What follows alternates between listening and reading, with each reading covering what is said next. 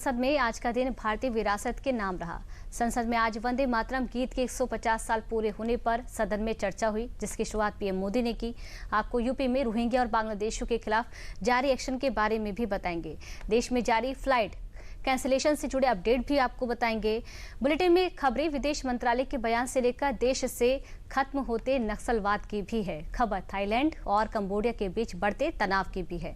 खबर देश में बदलते मौसम की भी है। लेकिन बुलेटिन की शुरुआत करेंगे संसद में हुई वंदे मातरम पर खास चर्चा से। देखिए चर्चा में क्या कुछ खास रहा इस रिपोर्ट में। जिस मंत्र ने, जिस जय घोष ने देश की आजादी के आंदोलन को ऊर्जा दी थी, प्रेरणा दी थी, त्याग और तपस्या का मार्ग दिखाया था,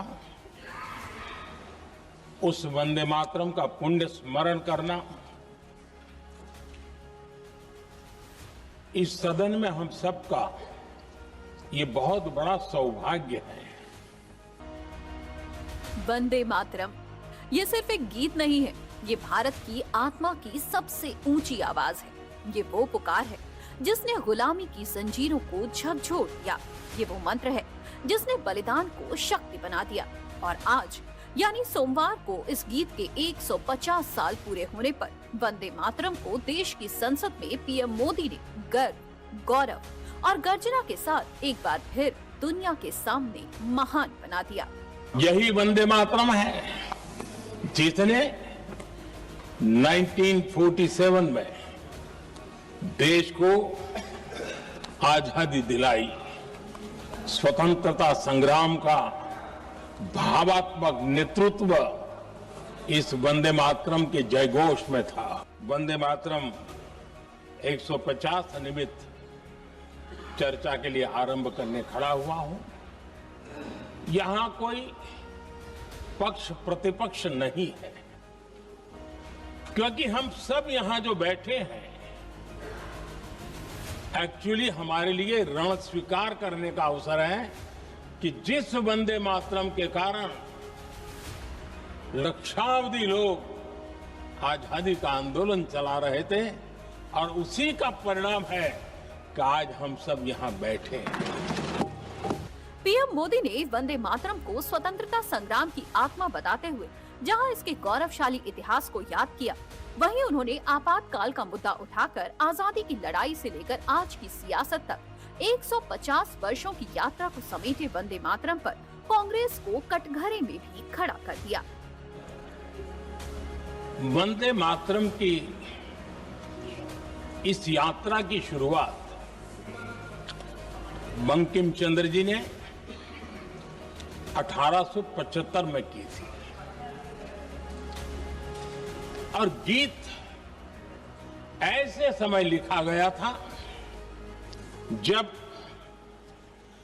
1857 के स्वातंत्र संग्राम के बाद अंग्रेज सल्तनत बौखलाई हुई थी, भारत पर भांति भांति के दबाव डाल रही थी, भांति भांति के जुल्म कर रही थी। और उस समय उनका जो राष्ट्रीय गीत था गॉड सेव द क्वीन, इसको भारत में घर घर पहुंचाने का एक षड्यंत्र चल रहा था। ऐसे समय बंकिम दा ने चुनौती दी और ईंट का जवाब पत्थर से दिया और उसमें से वंदे मातरम का जन्म हुआ। संसद में चर्चा के दौरान पीएम मोदी ने ये भी याद दिलाया कि कैसे वंदे मातरम सिर्फ एक गीत नहीं है, बल्कि स्वतंत्रता संग्राम की वो आत्मा है जिसमें देश के कई लोगों ने अपनी जान की आहुति दी। पीएम मोदी ने इस गीत के माध्यम से ये भी याद दिलाया कि कैसे इस गीत से अंग्रेजी हुकूमत कांप उठी। लेकिन इसी के साथ पीएम मोदी ने उस दौर की भी याद दिलाई जब देश में लोकतंत्र की आवाज दबाई गई, आपातकाल थोपा गया और अभिव्यक्ति की आजादी पर ताले जड़े गए। वंदे मातरम 150 वर्ष की यात्रा अनेक पड़ावों से गुजरी है, लेकिन आदरणीय अध्यक्ष जी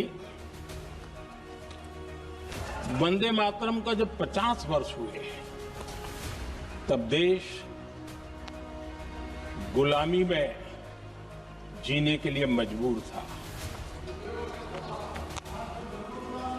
और वंदे मातरम के 100 साल हुए तब देश आपातकाल की जंजीरों में वंदे मातरम 100 साल के अत्यंत उत्तम पर्व था।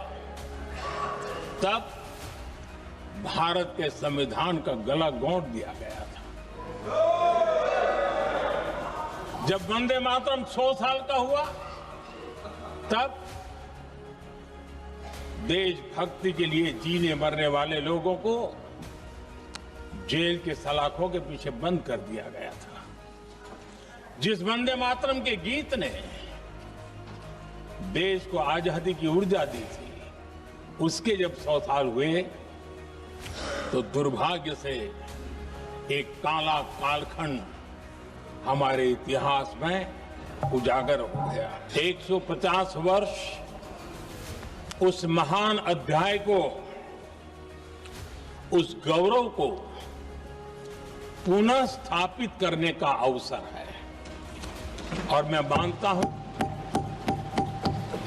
सदन ने भी और देश ने भी इस अवसर को जाने नहीं देना चाहिए। सोमवार को संसद में गूंज सिर्फ बहस की नहीं थी, गूंज सिर्फ उस गीत की थी जिसने राष्ट्र को जगाया था, जिसकी हर पंक्ति में बलिदान की तपिश है, संघर्ष की लपट है और स्वतंत्रता की लौ धधकती है। पीएम मोदी ने खुद इस ऐतिहासिक बहस की शुरुआत की और 150 साल पुराने वंदे मातरम के सफर को देश के वर्तमान से जोड़ते हुए इतिहास की वो परतें भी खोली जिन पर आज भी सियासत की धूल जमी है। वंदे मातरम के प्रति मुस्लिम लीग की विरोध की राजनीति तेज होती जा रही थी। मोहम्मद अली जिन्ना ने लखनऊ से 15 अक्टूबर 1937 को वंदे मातरम के विरुद्ध का नारा बुलंद किया। फिर कांग्रेस के तत्कालीन अध्यक्ष जवाहरलाल नेहरू को अपना सिंहासन डोलता दिखा। नेहरू जी कहते हैं, मैंने वंदे मातरम गीत का बैकग्राउंड पढ़ा है। नेहरू जी फिर लिखते हैं, मुझे लगता है कि ये जो बैकग्राउंड है इससे मुस्लिम भड़केंगे। साथियों, इसके बाद कांग्रेस की तरफ से बयान आया कि 26 अक्टूबर से कांग्रेस कार्य समिति की एक बैठक कोलकाता में होगी जिसमें वंदे मातरम के उपयोग की समीक्षा की जाएगी। वंदे मातरम के टुकड़े करने के फैसले में वंदे मातरम के टुकड़े कर दिए।